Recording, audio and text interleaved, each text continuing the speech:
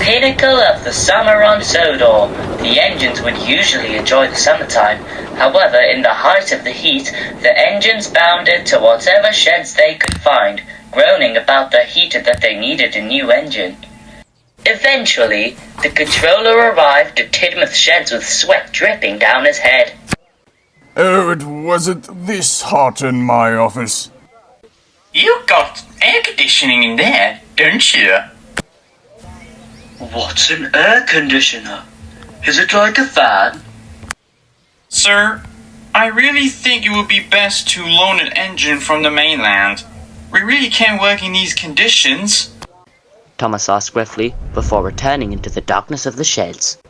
Sir Topham Hatt replied just as fast. I'll make the arrangements to loan a new engine. Don't worry.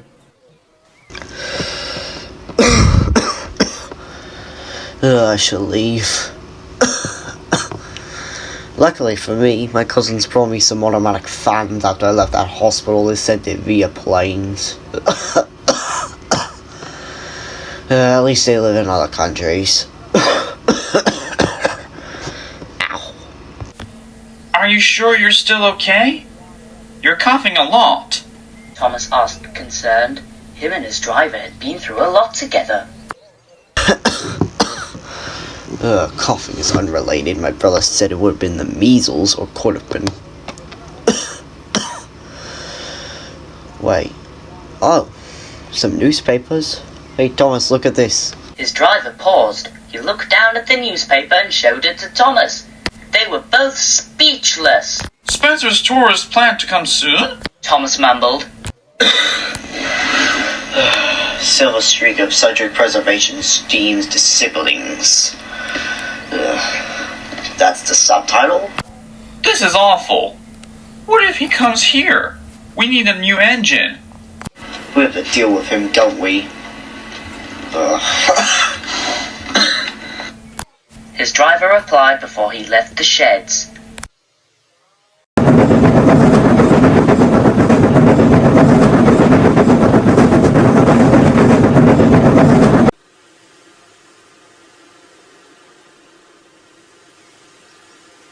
Spencer was a steam engine who was built with the other A4 Pacifics.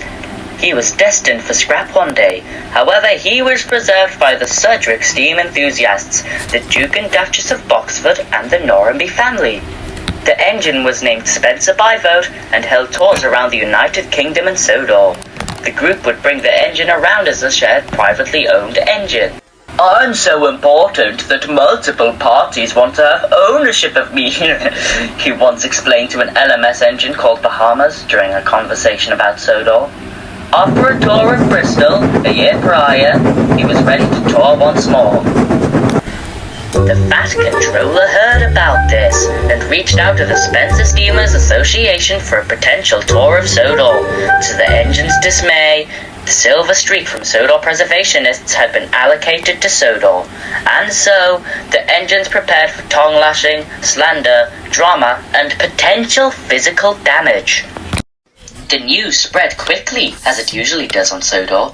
Spencer was coming for a tour of Sodor. He was to assist the railway for the whole summer, which really was the salt in the wound. Oh no! He's here!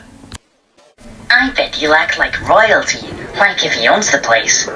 Percy whispered to Emily as they watched the silver streak glistening in the sun, gliding into the station with a smug expression.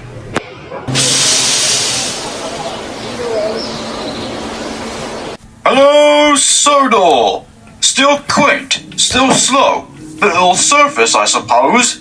Enough for me to rise the standards higher than has ever been. Spencer smirked, giving a sharp glance to Gordon, who was ready to burst Spencer's cylinder and turn his buffers into flying discs. Raise the standards? You don't even reach the standards, you sod. Not even a member of the regular fleet. How ridiculous. Juxtaposed to you, I'm way beyond the standards. Juxtaposed to nothing, I'm still beyond. The standard. I heard you traveled across the United Kingdom. Is this true? London, North Western Railway, LNWR, Crew Depot 2, York, the National Railway Museum to be Pacific, Thornton in Scotland, and so on. After my exhibit in Bristol, I feel as fine as day and ready to impress, Spencer explained proudly. Shame you couldn't meet your other brothers in America and Canada. Meeting all of your siblings except those overseas. Spencer had forgotten the original names of his brothers. He remembered Golden Shuttle's rename and reallocation, but not Dominion of Canada. You're so easy to anger, comparable to wood. You're the flammable one here. I'm non-clarinet, while you're burning under the canopy. Anyways, what was your idea? They should have given his old name to you. It fits you better, Woodco. Gordon's profanity was truncated by a far-off whistle. The engines tried to ignore Spencer's boasting, but it was hard. He was fast, sleek, and had a fan club that followed him around with cameras and autograph books.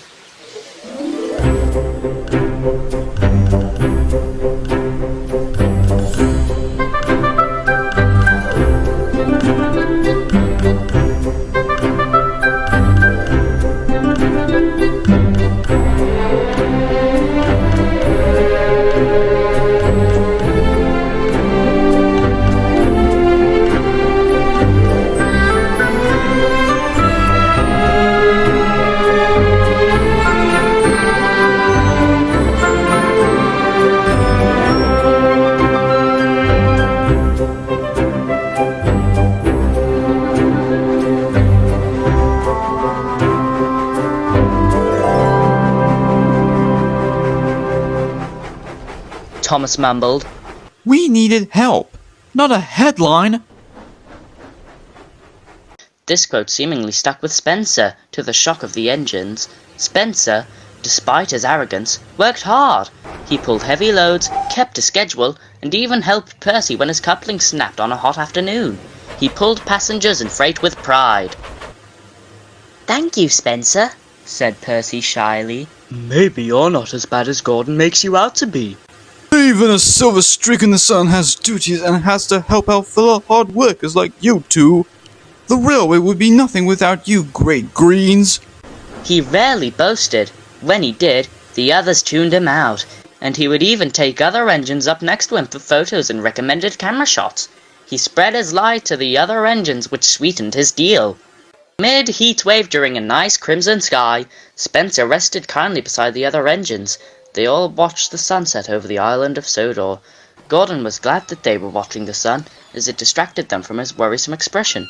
Gordon had a feeling that Spencer had an ulterior motive. He just needed to dig it out.